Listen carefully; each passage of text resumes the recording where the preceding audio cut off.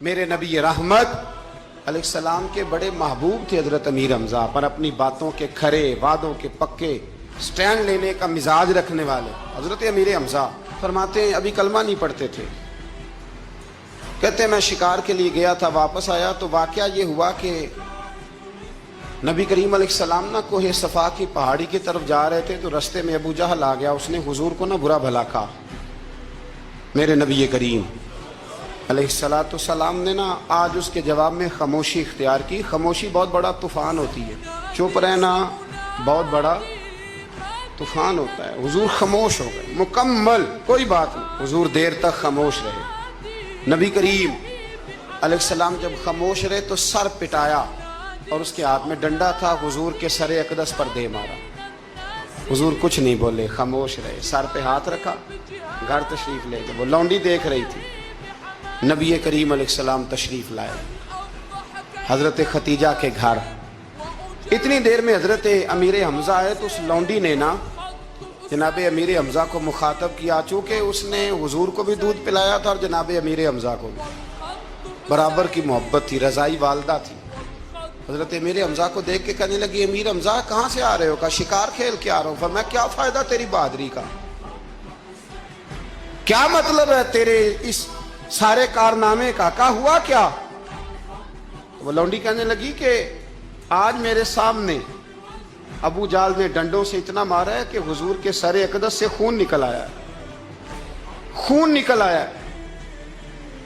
مجھے پتہ ہے ابو جہل یہ ظلم اس لیے کرتا ہے کہ محمد ابن عبداللہ کے والد موجود نہیں۔ آج اگر ان کے والد ہوتے، دادا عبد المطلب ہوتے تو پھر میں دیکھتی تھی کون ان کے قریب آتا۔ یہ لفظ کہے نا تو جناب امیر حمزہ رو پڑے۔ شکار وہیں پھینکا، درخت سے ڈنڈا توڑا۔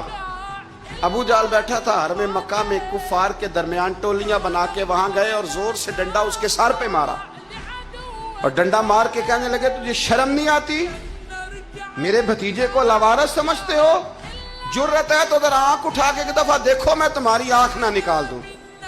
کرو ہمت اگر طاقت ہے، بولو اللہ اکبر۔ جب یہ لفظ کہے، جب یہ بات کری تو ابو جال کانپنے لگا۔ کچھ لوگوں نے چاہا حضرت امیر حمزہ کے معاملے میں مداخلت کرنی، پر کہنے لگا چپ کر جو، تمہیں پتہ نہیں یہ شیر بڑا ہے، یہ دلیر ہے، یہ طاقتور ہے، خبردار کوئی بات نہ کرنا۔ اللہ اکبر۔ حضرت امیر حمزہ وہاں سے نہ نکل کے تو سیدہ ختیجہ کے گھر آئے۔ سیدہ ختیجہ الکبریٰ رضی اللہ تعالیٰ عنہ نا نبی کریم کو مرہم پٹی کر رہی تھی۔ حضور نے چچا کا چہرہ دیکھا تو آنکھوں میں آنسو آ گئے۔ حضرت امیر حمزہ بھی روئے اور کہنے لگے بھتیجے خوش ہو جا، میں اس کا سر پھوڑ آیا ہوں، اتنی زور سے مارا ہے کہ اس کو ہمت نہیں ہوئی بات کرنے کی۔ حضرت امیر حمزہ کے جواب میں محبوب فرمانے لگے چچا میں ابو جال کا سر پھوڑنے سے تو خوش نہیں نہ ہوتا۔ کہا آپ کیسے خوش ہوتے ہیں؟ فرمایا آپ کلمہ پڑھ جائیں میں خوش ہو جاؤں گا۔ تو حضرت امیر حمزہ کہنے لگے کلمہ پڑھنے سے راضی ہو جاؤ گے، خوش ہو جاؤ گے، بس اتنی سی بات؟ فرمایا ہاں۔ تو کہا پڑھاؤ کلمہ،